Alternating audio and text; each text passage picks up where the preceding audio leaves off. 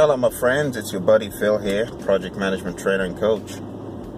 Let's talk about how you can make the PMBOK guide more realistic to you so that as you study for the PMP exam, you get more gains along the way.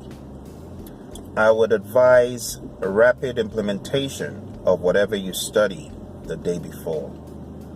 For example, if this is Monday morning and I studied integration, for example, all throughout Sunday, I should find the top 3 things that I can take back to the office and implement.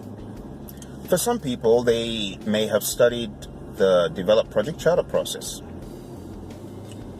Going to the office the next day means intentionally creating a charter, not waiting to be told by the PMO if there is one, or even if there's not one. It's about you taking the initiative, taking ownership of the project, dressing the project up, tailoring the project processes to what you have studied. It's a very simple concept, but it's very difficult for many people to practice because we're used to reading the PMBOK guide just to pass the exam. That should not be the case. You should be reading the PMBOK guide with an intent to implement the valuable things you've learned. The project charter puts everyone on the same page. Anyone who cares to read it understands what the project is about, why the project is authorized, and just make it as simple as possible. Make the language as simple as possible. That is something you can take back to the office tomorrow. Lots of you ain't using charters. Why? Take that thing, use it. Go to tiny.cc/Sigma PMO, all one word, tiny.cc/SIGMA PMO.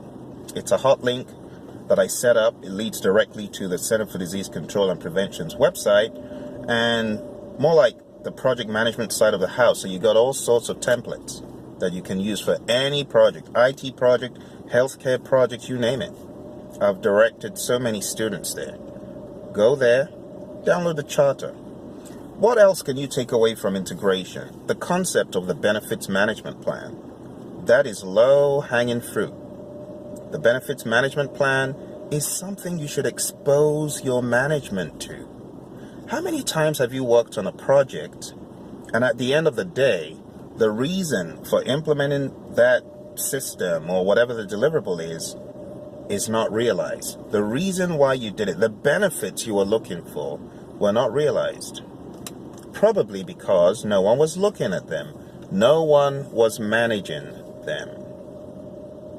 So, a benefits management plan can be used in your firm. You just need to expose people to the concept of it. Start using it.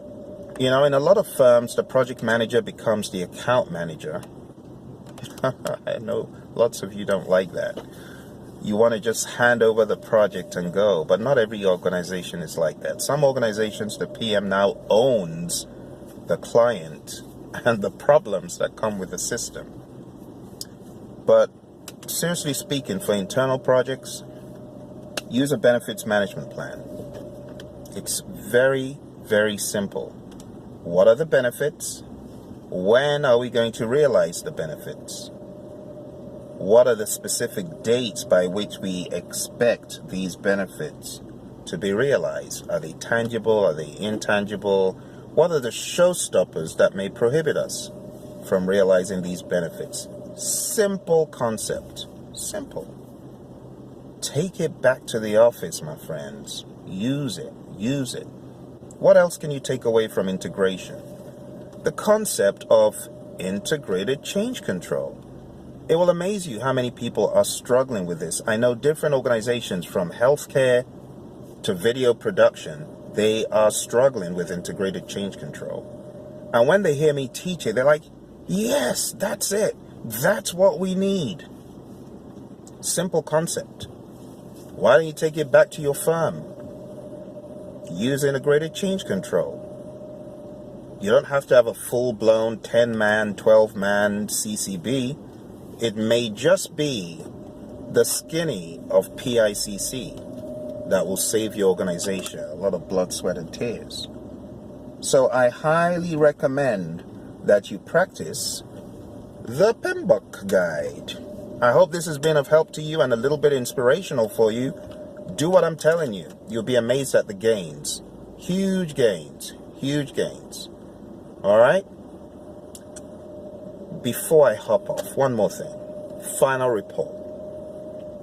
Final report from closed project or phase, the final report of what the end game of the project ended up being, success or failure, and the lessons learned register. You should have a lessons learned register.